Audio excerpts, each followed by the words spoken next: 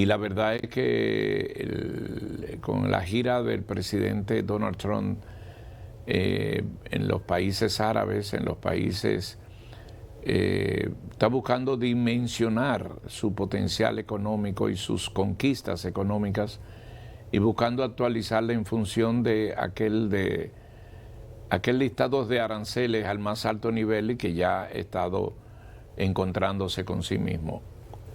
Constituye un punto de referencia el acuerdo de aranceles logrado finalmente entre Estados Unidos y China, las dos potencias más grandes del mundo, que implicó un entendimiento que inclusive como salutación las bolsas de valores, estamos hablando de un episodio que ocurrió hace 2 días, emergieron, subieron en reconocimiento a la confianza que genera el entendimiento de Estados Unidos y de China.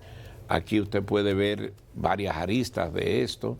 La primera de ellas es que al final todo ha sido un juego de estrategia de Donald Trump, que pidió mucho para conseguir un poco o cambiar un poco el resultado de su balanza comercial con relación a algunos países, que él desde que llegó dice que es desfavorable en todo el sentido de la palabra y de los números, pero finalmente China se cuadró también como se cuadró el presidente Trump y al final llegaron a un acuerdo. Ese acuerdo prevalecieron unos 100 días en el camino y eso generó no solamente incertidumbre, sino que muchos inversionistas, muchos negocios y muchos poderosos perdieron un poco de sus fortunas, entre ellas los que votaron y siguieron a Donald Trump, que a propósito de esto, se esperaba un desenlace nada amigable entre Elon Musk y Donald Trump, el principal amigo de los que son los poderosos del mundo en cuanto a dinero, pero Elon Musk lo acompañó ahora en este viaje a Arabia Saudita, Emiratos Árabes y a Qatar. La verdad que la presencia en esos países gira alrededor de lo que son los negocios, lo que son llegar a acuerdos con estas políticas. Un detalle que llamó mucho la atención, don Freddy, en ese plano, fue el levantamiento de las sanciones con relación a aquel caso del periodista que mataron, que, como ustedes saben, el MB, ese que ustedes ven ahí, que es a quien consideraron el autor o desde donde surgió la muerte de aquel periodista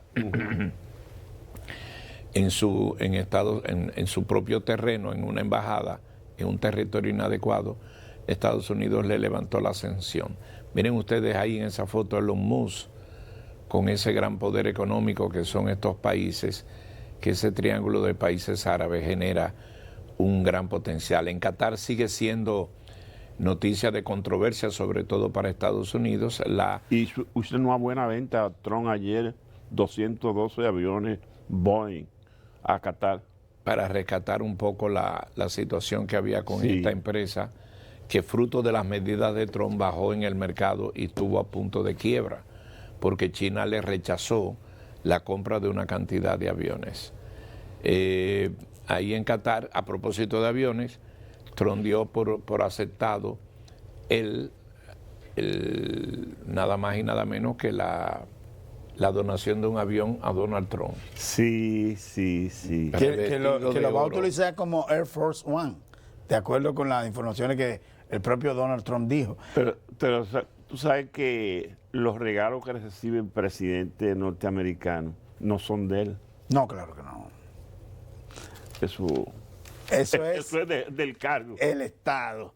Dicen que la Casa Blanca ha calificado precisamente esta gira que está haciendo Donald Trump como una gira histórica, pero que también representa como uno de los grandes viajes al extranjero por parte de Donald Trump en los primeros meses de su segundo mandato presidencial. En su primer mandato, Trump también eligió a Arabia Saudita como destino de su primer viaje al extranjero. Antes de partir hubo un fuerte debate por el ofrecimiento de ese avión presidencial de que ustedes están hablando por parte de Qatar.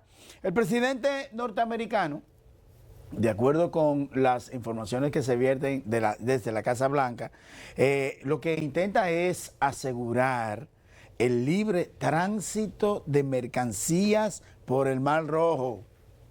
Tú sabes a eso, ¿verdad, Freddy? Y poner los cimientos de una salida al conflicto entre israelíes y palestinos.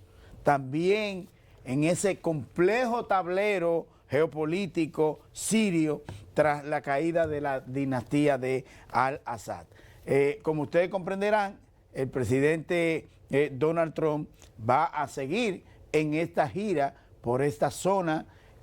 Ha hecho importantes acuerdos de negociaciones para beneficio de Estados Unidos, pero para beneficio de ellos también, ¿no, Freddy? Claro, eso es un asunto de que, bueno, vamos a tener negociaciones comerciales, pero tanto va a beneficiar a Estados Unidos como a los países árabes. En definitiva, se trata de una gira de las más importantes que ha hecho Donald Trump en su mandato. Una cosa que ustedes conversaban era el asunto este de Ucrania y Rusia. Es una guerra que el propio Trump ha descalificado como estúpida, una guerra estúpida, y definitivamente ha hecho todos los ingentes esfuerzos para que esta guerra se detenga, para que por fin lleguen a un acuerdo. Pero Volodymyr Zelensky había estado muy dispuesto para que esto pudiera llevarse a cabo. Dijo estar dispuesto a reunirse con Vladimir Putin, pero entonces a última hora, al último momento, dice Putin que él no va a reunirse, que no va a ir al lugar del punto de encuentro donde fue citado, y entonces eso como que echa un poco más para atrás aquellas negociaciones. No sé si ustedes se dieron cuenta en estas imágenes que está presentando Burgos, que ahí, en esas reuniones de Vladimir Putin, ahí está, mírelo ahí, es el ministro de Relaciones Exteriores ruso que estuvo aquí en la República Dominicana. Sí. ¿Usted recuerda eso? Ese es un hombre importante. Eso veo, que o sea, está dentro de lo que es el Kremlin y muy cercano a Vladimir Putin. ¿Qué le parece? Lo que sí, yo estoy de acuerdo con una referencia que hizo ayer al final de la entrevista Melanio Paredes, cuando estuvo aquí y catalogó de dar chequeo a una serie de visitas que una tras otra se han producido al país y que no deben ser mera coincidencia, pero que se han producido, el canciller ruso, el canciller americano, y una serie de visitas de organismos del hemisferio sur. Interesante seguir este acontecimiento con relación al plano internacional.